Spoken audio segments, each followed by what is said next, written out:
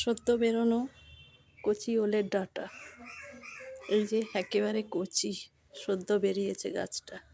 এইটা মেন গাছ, এইটা মেন গাছ। এই যে কয়েকদিন আগে বসালাম গ্রো ব্যাগে, সেখান থেকে এতগুলো গাছ বেরিয়ে গেছে। তো এই সদ্য বেরোনো ওল গাছটা দিয়ে আমি একটা রেসিপি বানাবো, যেটা আমার মায়ের হাতের রেসিপি।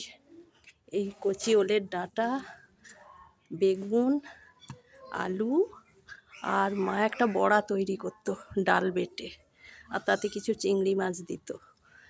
অসাধারণ খেতে, অপূর্ব টেস্ট।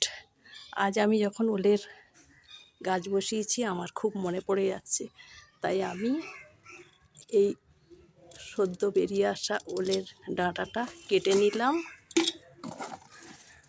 আর মায়ের হাতে রেসিপিটা বানাতে চেষ্টা করব।